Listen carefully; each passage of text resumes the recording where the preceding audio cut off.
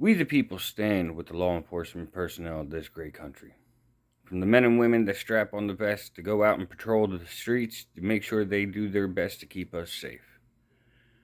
To the FBI agents and the ICE agents out there trying to clean up the streets to deport the illegal immigrants and round up the nastiest of the people among us, from child sex traffickers to rapists to the most wanted in this country. We the people thank you. We stand with you. We salute you and we applaud you. We the people will not stand for any more talks about defunding the police. Their job is already hard enough. They work harder than they have to protect people that really don't even care about them. When you talk about defunding the police, all you talk about is an increase in crime. Then you've got cities like New York and Chicago that have the world's best catch and release program. We'll catch you now, and 20 minutes later, you'll be back on the street with a no cash bond. So this way, you can go out and commit more crime. And cops can't do anything. We restrain the police officers, we tie their hands, and we tell them, you're racist, you're bigoted, you're fascist, you're homophobic. All these things that have nothing to do with their job. All they are trying to do is simply serve and protect. How can we expect them to do their job when they're under constant attack from politicians who want nothing more than a nice little soundbite on the 6 o'clock news? No longer will we sit idly by while you try to take away the jobs of the people that are trying to do nothing but keep us safe. Yes, there are bad apples in the bunch. There's bad apples in every bunch.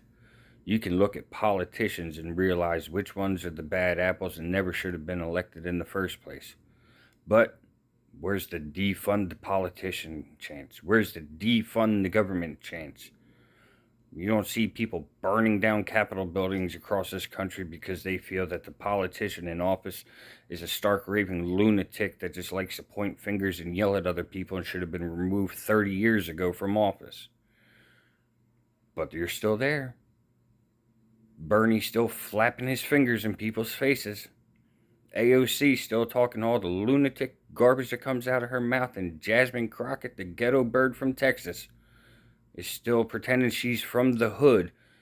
And then you got Kamala Word Salad Harris that has a different accent depending on what part of the country she goes into. Nobody's calling for defunding of these incompetent political leaders, but yet the people that want to keep us safe, that put their lives on the line to do it, they're the ones you want to defund. They're the ones that you want to keep off the streets.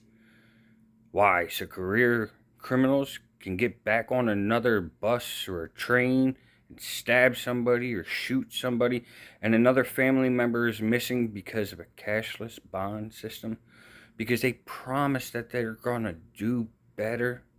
We don't need to defund the police. We need to increase funding to the police departments around this country so they can do their jobs and do it properly. We need to take off the woke restrictions that have been placed upon them by the left and allow them to do their jobs.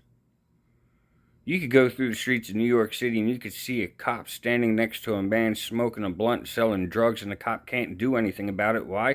Because even if he does decide to arrest the criminal, he'll be back on the street 20 minutes to an hour later, depending on how busy the judge is. Having paid no bond, he re-ups, he's right back out on the street corner. What is the point of having a police force if you don't let them police? They have a job to do. You can't clean up the streets if you tell them they can't do that job. We, the people, will stand with our police. We, the people, will enforce our government to do their jobs. Because the government is of the people, by the people, for the people. Not for your pockets. Not for your career. Politicians shouldn't even be a career. 2 terms, you're out. If you're going to force a president to run by those rules, every politician should run by those rules. So either you move up to a new office or you pack your things and you go. No longer do you work for the government for 20, 30, 40 years, sitting in the same seat doing absolutely nothing, but waiting till elections come around and pandering to some old people just to have you reelected again. We the people have had enough. We the people want safer streets, safer cities. We want to be able to walk our children down the streets and not see the drug addicts all doped up and passed out on every street corner and worried if we're going to get robbed by any one of them because they need another fix. We the people will continue the fight. We the people are Charlie Kirk. The question is, who are you? If you like what I have to say, if you feel the same way I do, please leave a like, comment, share this with somebody you think needs to hear it. Subscribe to the channel. Thank you. Be safe. Love you. Bye.